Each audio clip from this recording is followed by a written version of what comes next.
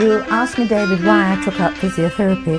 I didn't know what to do when I left school, but my grandmother thought it'd be very nice if I went and did radiography with that nice doctor down the road at the local hospital. So I started there, and the first thing I had was a bronchogram.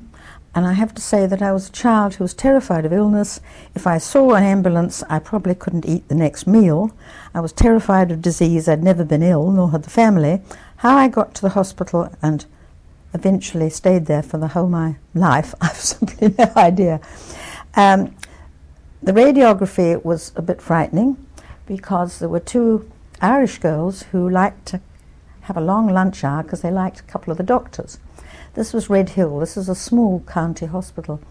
So I hadn't been there more than a few months, and I was in charge of the TB clinic and the antenatal clinic until they came back from lunch. Horrors. However, it was such a old machine that I suppose that the strength that they gave these poor patients was okay. As far as I know, nothing awful happened. Then I got bored of doing things without having any training, so I went to the Westminster Hospital and worked there and hoped that I would be accepted there in the radiography training school. I was completely unfitted for it. I'd never done physics. The fact that I'd be an X-ray and just see the patient for a few minutes or hours and never again would never have suited me. I never seemed to get into the radiotherapy school. I was working in the office to sort of be near when he decided to take another student. And somebody said, well, why don't you go have an interview at Guy's Hospital and consider physiotherapy? Oh, yeah, okay. So wanting to do something and get on with it, I went to see the matron at Guy's Hospital on a very foggy, ghastly day. War still on, of course. And she said to me, well, you know, all you need excuse me, is your hands. If you're going to do radiography, you see, you've got to have a very sophisticated machinery. But if you do physiotherapy, mostly you'll be using your hands and your persuasion. And I then heard that I was going to start at the next intake in March. And before that, I started at the hospital and worked for the person in charge of the linen, which was actually amazing because she sent me on all sorts of trips round Guy's Hospital, which was badly bombed and dirty.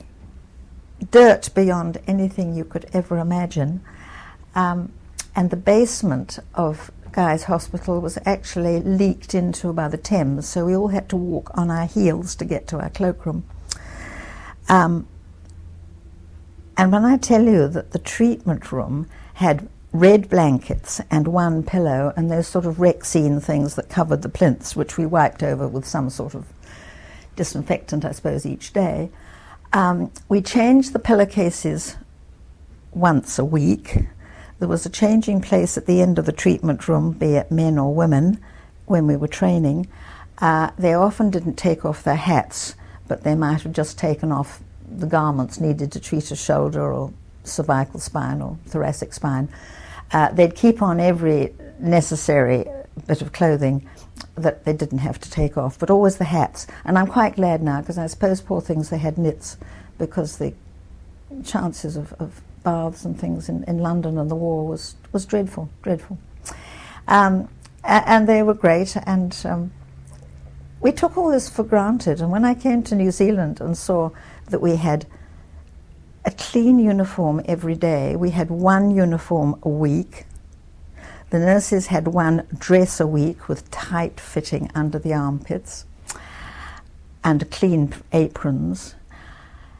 The sense of whole cleanliness was terrifying, actually. But of course I didn't realize, because it was natural and there was dirt everywhere and bombs and all that sort of thing. And the whole of the area around Guy's Hospital was flat. And we used to play netball on the basement of houses. So that was my training. We had 18 months, and then we were qualified gymnasts and masseurs, and then we did another 6 months of electrical treatment. And I make people amazed, because because it was London and because there wasn't much source of getting vitamin D, they treated the Londoners, and I'm talking about the East Enders, 10-year-old boys were men, and they give you a lot of cheek if you could understand what they said. And we had these carbon arc lamps, which was I think they'd be about 4 feet top one and 4 feet the bottom one, with tungsten tips, and you switched it on or somebody else got it ready for you, and it came down and they were tungsten tips, and when they came together they sort of went then separated, and then you got the ultraviolet light, and the children would sit round 3 feet away on chairs, and you'd have 1 minute the first treatment, and then 2, and then 3, and then 4. And of course they had to have it both sides, and they didn't come regularly. It was a nightmare because little Tommy hadn't been for 2 weeks, so he'd only have 1 minute, but the one next to him, Arthur, had come regularly and he'd be on 4 minutes, and you had to keep on looking at this, and when they turned round with their backs, they were less than 3 feet from the source of the ultraviolet, and that worried me. Should I have moved the chairs? And I found it, they were very cheeky, you know. They weren't cooperative. And so that's my memory of giving vitamin D to the East End of London. Of course, it had a terrible time in 41, being bombed out of existence just about.